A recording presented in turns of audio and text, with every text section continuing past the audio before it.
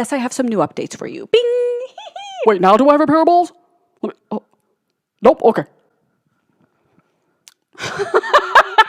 Hello and welcome back or to my YouTube channel. My name is Faiza, and this is going to be the final installment for the X-Files series.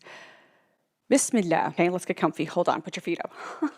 I just came back from lunch and I was sitting like in the middle of Chicago, and guys, I had avoided this restaurant for the longest time, okay? Just because of, after a heartbreak, you realize that certain places, times of the day, certain songs, restaurants, streets, are off limits, okay?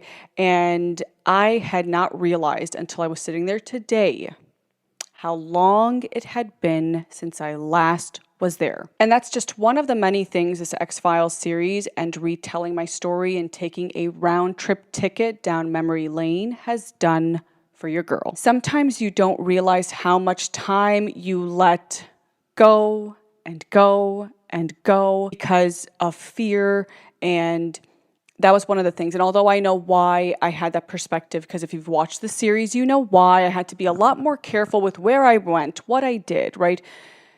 It was just a reality check, it really was. And as I said, that's one of the many things this series has done for me. Healing-wise, it's been everything in so many ways, really. It helped me see things so much clearer. It helped me let go of so much negativity I had no idea I was still carrying like that. Wow, like this. This is not the restaurant.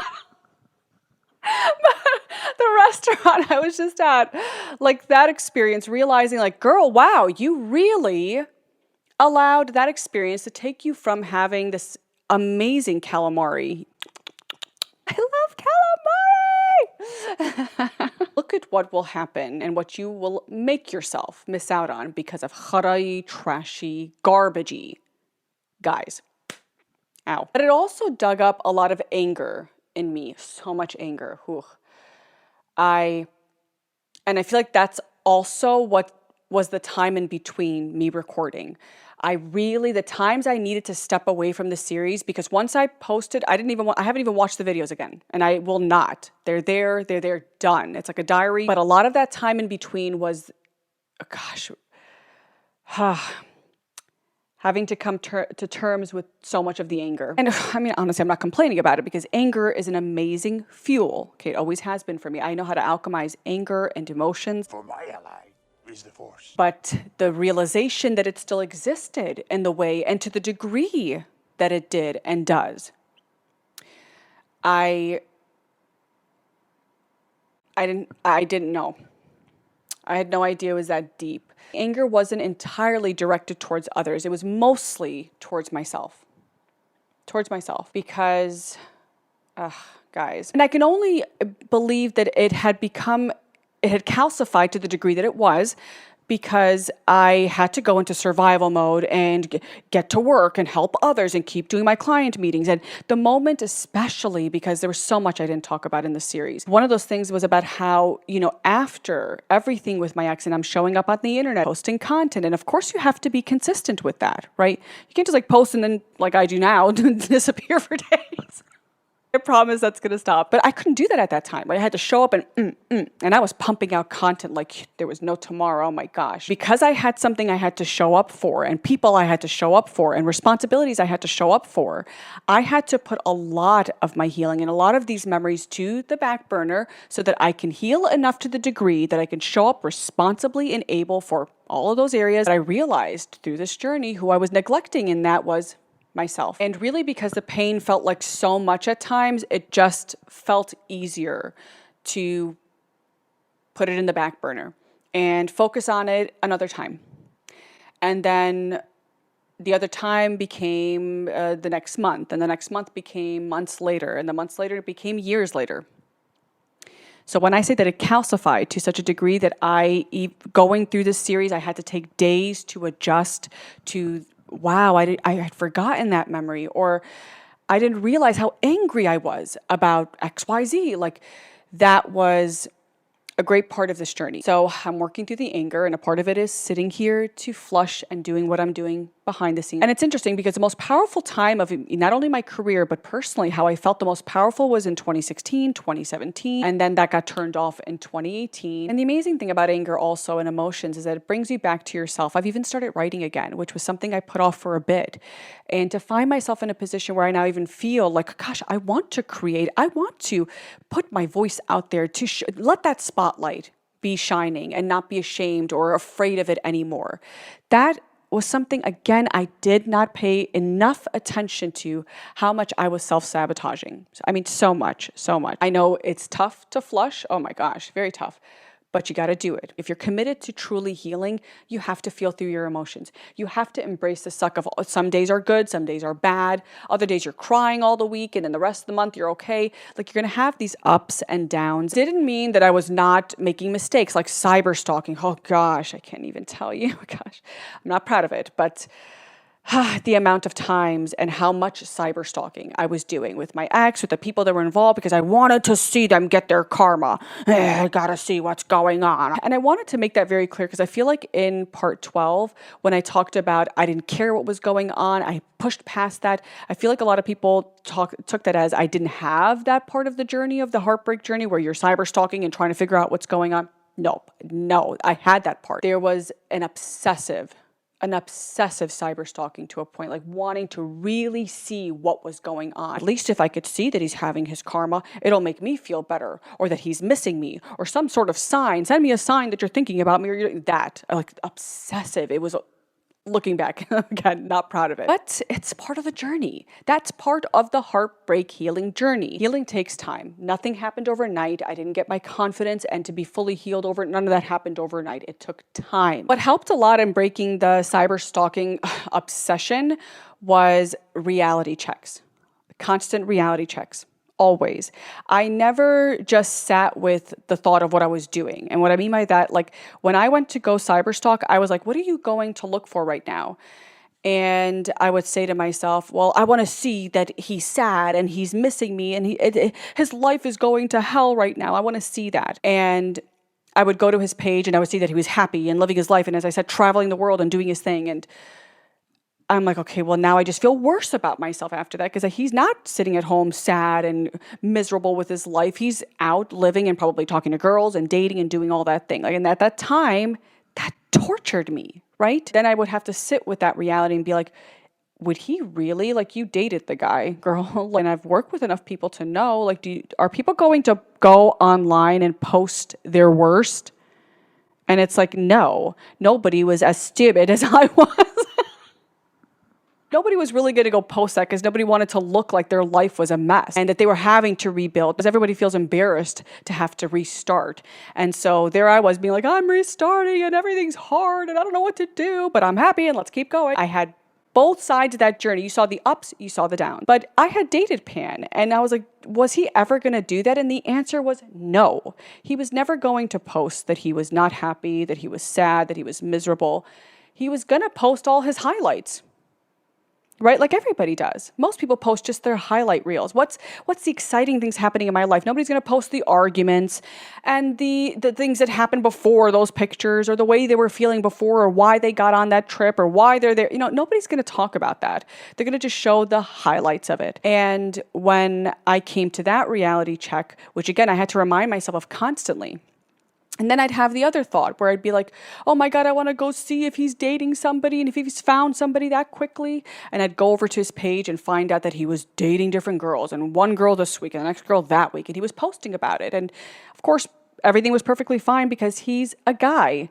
And the guys in the community get away with so much. Seeing how supportive everybody is of him and how unsupportive they were of me and everything, and calling me a whore. I had dated Pan and I was no longer a verified V.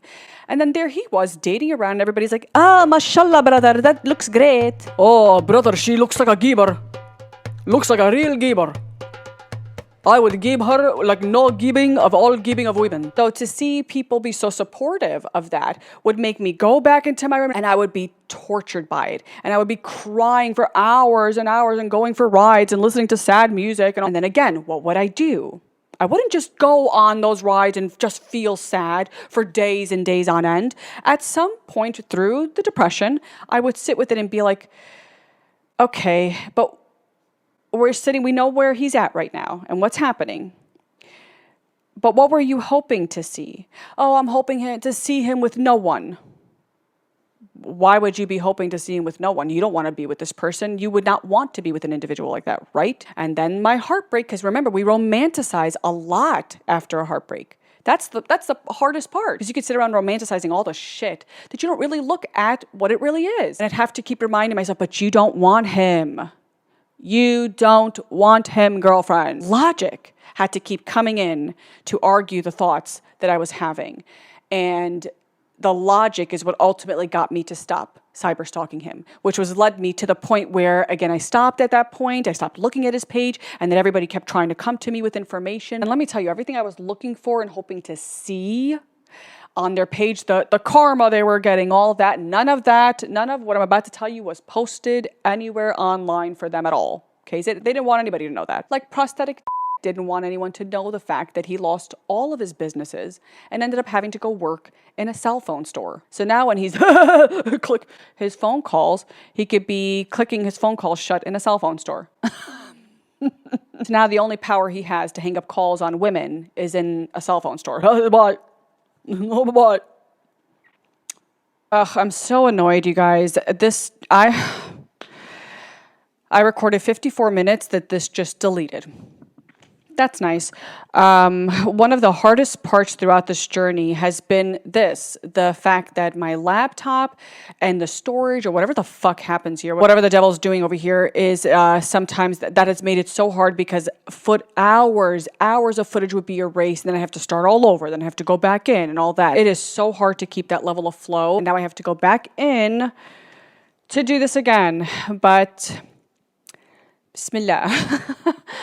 Where did I leave off? I have to go watch that footage. Okay, I left off, of course, prosthetic would be the one to start all this problem. His cousin, Cruella, who messaged me on Facebook, had almost the same end. She lost her business and had this whole blowout sale. Like, everything is 70% off, 70, 80, 90, 100, everything, just come take it, My petty ass went ahead and went to go pick up some Chick-fil-A and then sit down and just watch it all.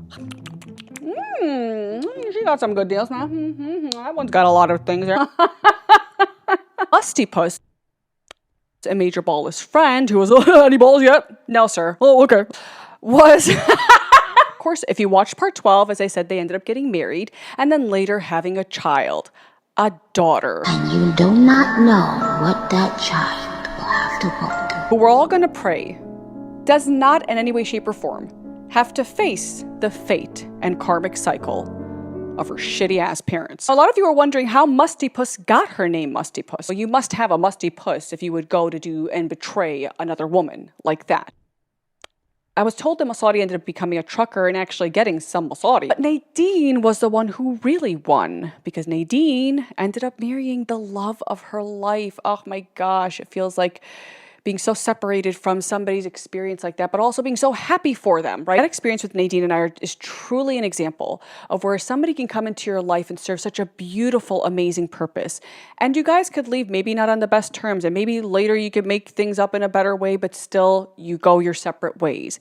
And you realize that you just outgrow people. Right?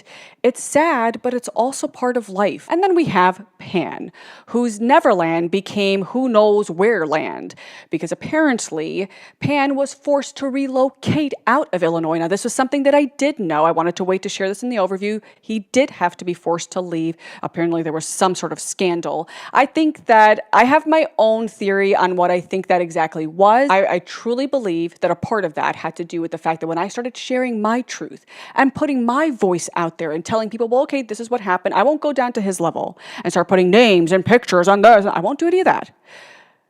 But I will tell you my truth of what happened. And those who knew, knew. And they had to start putting pieces together and realizing Pan wasn't the victim. that he was saying that he was. And that a lot of the things that he was telling people were, that's not true, this is what happened. Like the car. Do you remember when he said that I had scratched up the car and there was never a tree that fell on it, and that I was like this vengeful, angry ex and I was crazy? And now when the whole truth was presented, again, this is for those who knew, and they were looking at both sides, they realized that there was a lot of inconsistencies. Remember, my platform's growing, so people are starting to think, oh my God, who knows where she'll go and what will happen, and we don't want to be on the wrong side of that. And hypocrites. So they decided to just stay neutral, which meant for them to take a step back, and he didn't have the support that he had anymore. So that would be why he would go state to state, job to job, business to business, still apparently single, flashing cars that who knows if he could afford them or not, but also still wearing the silver chain.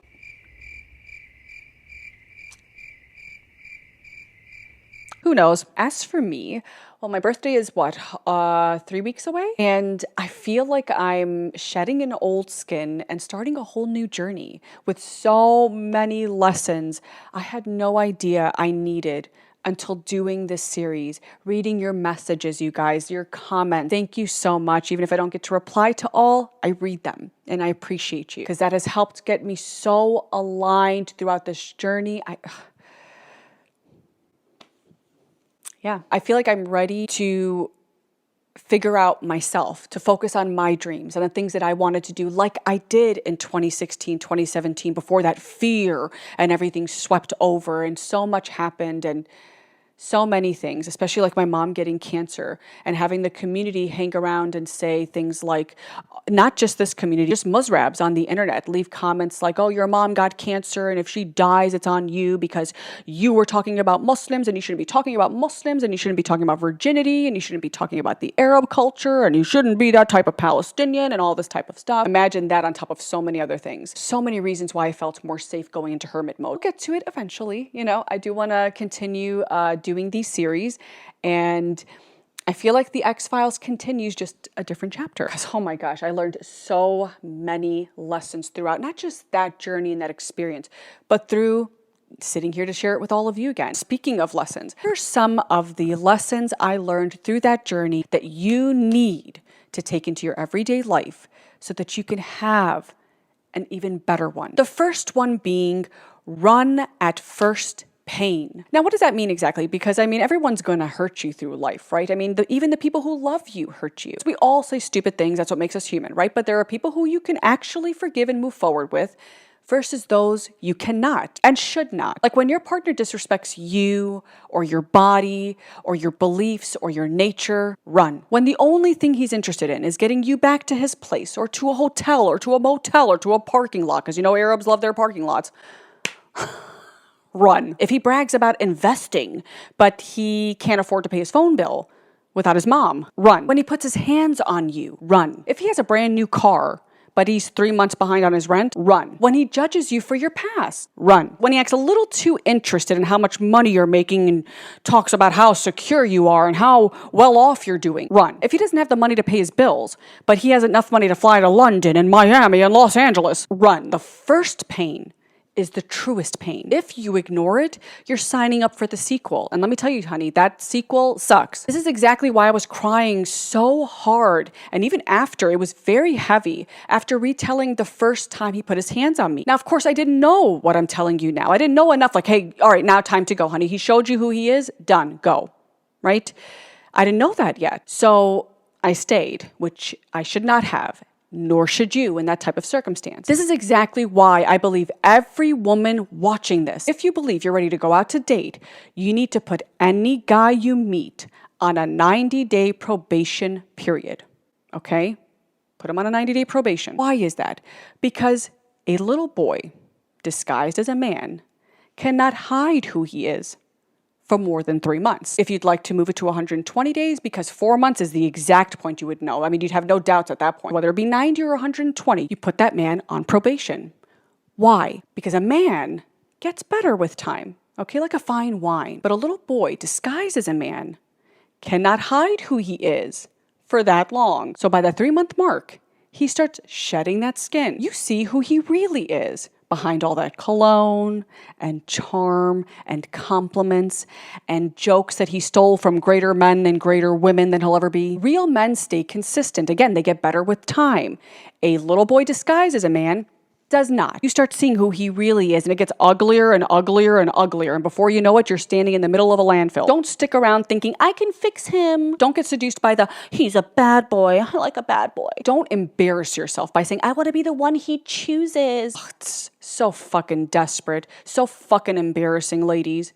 And so fucking unfabulous. A woman doesn't chase a man for anything. If he's the right man, he gives willingly. If he doesn't, another man will. Let them chase. Let them serve. Let them provide. That's what they were created to do. And that's not disrespectful. That's a biological fact. Science actually backs this up. There are so many studies on mating behavior that will show that men get that spike of dopamine and testosterone when they are chasing a woman, when they are working to attract her, to get her attention. But when you chase him, he loses that spike. And I'm going to say something, ladies, that you may not like, but no man ever truly loved a woman that was chasing behind him like a puppy. That's his job, not yours. There are plenty of men, so do not be afraid to leave one, especially if he's trash. Another lesson I really want ladies to take from this is don't just shish kebab anyone. Be very, very, very selective about who you share your body with. I can't stress this enough. And if you haven't watched my series, if this is the first time you're seeing my face, please go back to the very beginning and watch to know just how important it is for a woman to protect herself because of the things that can come if you share yourself with the wrong person. I was 28 years old. I could have waited a little bit longer. Wouldn't have hurt me to wait. Won't hurt you to wait. You have to understand that shish kebabbing is very powerful. During sex, especially for women, your brain releases oxytocin, which is a bonding hormone. This creates that emotional attachment, that bond, a trust between you and that other person. And in that emotional connection, you don't know if this person's really wrong for you. You may not be able to see that, especially when you mix that with dopamine, which is the pleasure chemical. And at that point, your brain is literally wired to crave this person all the time like a drug. This is exactly how women get trapped in situationships and toxic relationships, or who knows what ships. You didn't know yourself well enough before you went to go open the door to a piece of trash. You have to guard your body like it is crowned jewels, because it is. It is. I mean, the opposite of what can happen if you were to just go lay with anybody. I mean, do I have to tell you the risk that can come from that? You can get an STD. You can have something that lasts forever. You can get pregnant if you're not ready for that. Or get pregnant and you may be ready, but it's with the wrong person, right? And then you have to, that's the father of your children, that trash. You're going to be stuck and linked to that trash. Or you might have what happened with me. He takes that information and he goes and exposes you and destroys your reputation, slut shames you, right? And you'll never be the same from something like that. If you can avoid certain potholes, you wouldn't want to do that? Really? If you implement that 90-day probation, it'll be a hell of a lot easier to implement no shish kebabbing because you'll at least have some time in between. You don't want to let your muffin do the thinking because muffin thinking never leads to anything good. You will never regret waiting. Wait till you truly know. When you do bond and link with someone, it's with somebody of some worth, not khara. Another lesson I really want you to take away from this series is to find faith yourself. There are so many misguided Muslims all around the world, so many that are doing a lot of this when they should be doing a lot of this. Yep, a lot. Even sheikhs. If you're waiting for family and for friends and for the sheikh or for anybody else to help you get closer to your faith, you will be lost. The only reason I am still Muslim today and that I don't hate my religion and hate my people is because I went to go find my faith myself. I went to go establish a relationship with Allah myself. And the way to do it is go to the Quran. And when I went to God's words, I realized, oh boy, they very much contradict the people around me who are claiming to know the Quran and God so well. Sounds completely like the opposite. Nobody wants you to get closer to Allah than Allah. There are so many stories, as I will share when we move forward, about how many times I realized that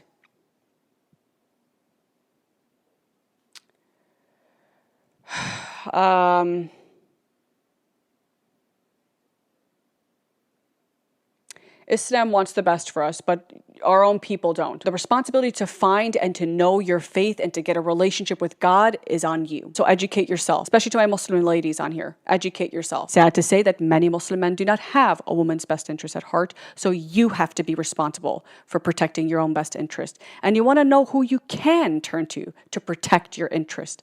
Allah. And you may even realize through that journey that's how you find and prioritize your healing, because that is all God wants, is for us to get closer to ourselves. To know yourself is to love yourself. To love yourself is to love others. When you truly love yourself, you're not sitting around wishing the worst on people, conniving, backbiting, plotting, manipulating, being passive aggressive. You're not doing any of those things. When you love yourself, you're focused on yourself, what you could do, how you can help other people, because you would never want to see anybody in that type of position because you've been there. I want to say another lesson I want to teach you guys. Protect your memories because only you can understand them.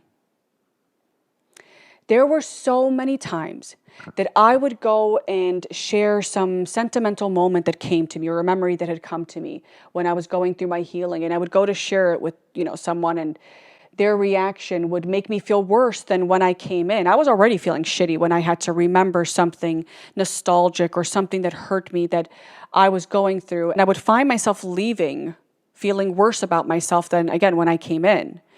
And heartbreak's hard enough. It's hard enough.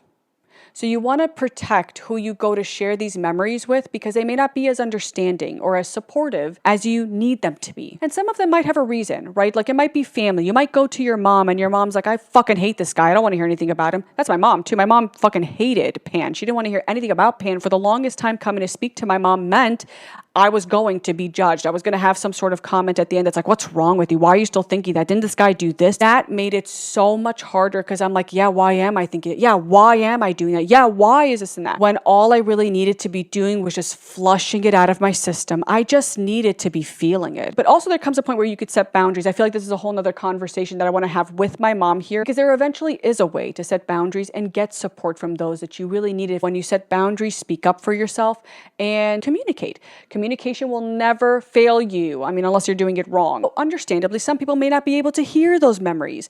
So use your discernment. Be wise about who you go to share certain things with, and know that because the memories are yours, you are the only one who can really feel it, who can really understand it, and who can really flush it. And this part is especially important because you will later understand that you are always and forever going to be linked to your past and to your ex.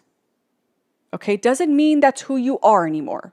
Doesn't mean you still love this person and hope that things work out and hope they come. Doesn't mean any of that. It means that we all are history books, and that people we come across in our life, just like friends and your family and your job, right? When somebody brings up your job or brings up a certain place you may have worked, you're always going to remember the memories you had there. You'll always have that link. Doesn't mean you're still working in that job. Doesn't mean you're still in that environment. Doesn't mean you're still in that relationship or you're still friends with that individual, but you will always and forever be linked to that memory of them. So you want to protect those memories so you can actually heal them. That way, that link can serve what it's supposed to for you, which is a reminder of a closed door with a bunch of lessons learned. Another lesson is pain means nothing without accountability. I knew that Pan was not good for me. I knew that.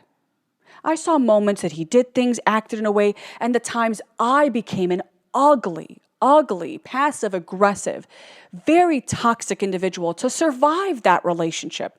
I saw, even if I didn't want to see him, I saw what I was becoming and simply being in that relationship. And yet I chose to stay. That wasn't Pan's fault that I chose to stay. That was my fault that I chose. I made that decision. That doesn't excuse anything he did or take away any of his fault. But I could have chosen to step out of hell. I could have chosen to do that. I didn't. And because of that, it got worse and worse and worse and worse. I was so afraid of what would happen next that ultimately ended up happening to me anyway.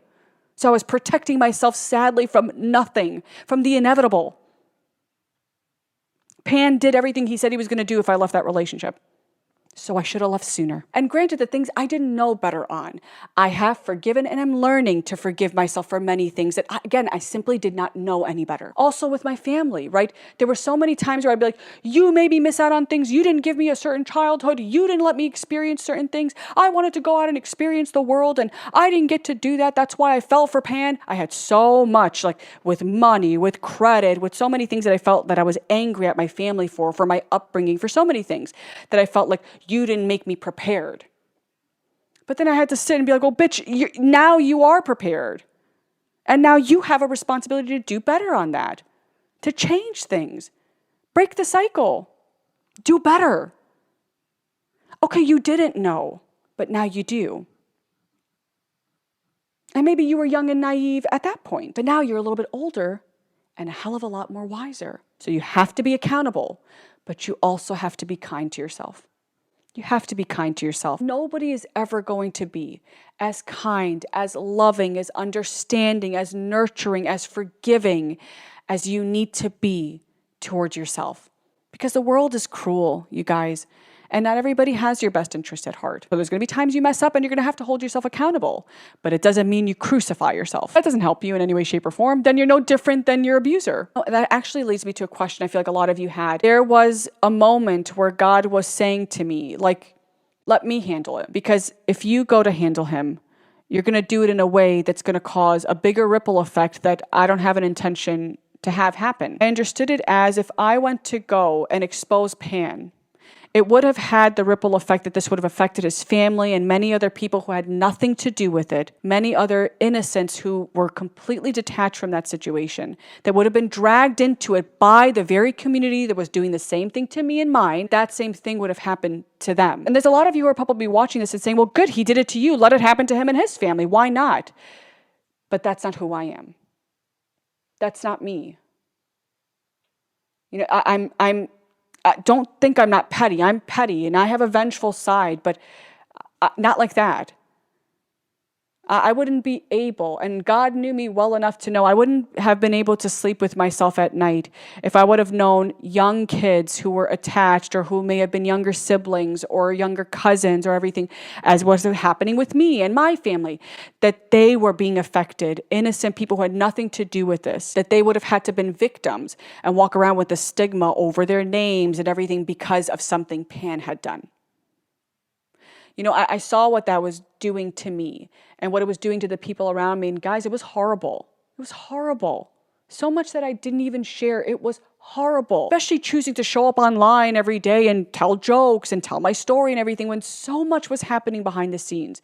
When so many times I wasn't sure if I was going to get through it. So yes, naturally, some people would say, well, give him a taste of his own medicine. But as you now know, I didn't have to do that. God did it. Even if there was a part of me that was getting vengeful and angry and wishing horrible things on them, I'm very grateful that God was there to remind me, but that's not who you are. Like, I get that you're angry and I know that, but that if you do that, you're no different than they are. You're no different than them because you know how the Musrabs are going to act and what the gossip they're going to tell on innocent names that had nothing to do with this. You know what they're going to do. What they've done to you. Look what they did to your family and many others like that. You know what you would be signing these people up for. And I couldn't do it. But even if Pan took my reputation and he took that innocence from me, well, he didn't take my soul. I'm in control of my soul. I kept my soul. In the circumstance I was in, that was keeping my soul. God knew what that would have done to my soul. Personally, for the type of person I am, it would have been torture. I would have felt worse than what I had to heal by myself. I don't regret letting God handle it and for going through that journey and trusting Allah because He did in fact show me why I could always feel I was in good and safe hands. Alhamdulillah ya Rab. So I'm glad I didn't become the monster that they wanted to make me because I would have been no different than them and every other person like them. As I said in part 12, my greatest revenge was getting my life back. Even today, what a revenge to have my life back, to start a new journey, to not be fearful of it, to not be holding myself back or self-sabotaging as I had for years. I won. How the fuck have I not won? Because who knows even where this new journey leads, right? And what might come from that? What dreams, love, experiences will come, right? I won. Why would I be sad? No matter how lost I got along the way, that has and will forever be my greatest revenge. Leaving is your best revenge. Goodbye is your best revenge. Getting your life back together is your best revenge. Loving yourself and eventually finding true, happy, healthy love, that's your revenge. That's it for my first series, The X-Files, which is going to be the first of many. I can't even say that enough. I also do want to bring back story, as you guys remember, story time. I used to do that all the time. It was the Haram Police's worst nightmare. I want to start there, especially because I already have a story I'd like to start with, because your girl is on a revenge plot. And the revenge plot is to make sure that those who have used my name, because my name has been dragged through the mud. And I can't even tell you how much gossip I hear about myself that even I'm like, oh my God, what did I do next? What happened? Who was, what was I doing? Who was I doing? How was I doing them? I've been placed at more crime scenes than I can even tell you. I don't even know how I got there, right? Who I'm having a battle with, who I'm jealous of, who I'm starting a problem with, whose man I'm chasing, what country I'm running to, how I get my money, how I don't get my money. I mean, just, it's crazy. It's unreal. So Mama's going to use her first story time to go back to a story that some of you on TikTok might remember about a girl who we're going to call Big Old Sharmuta.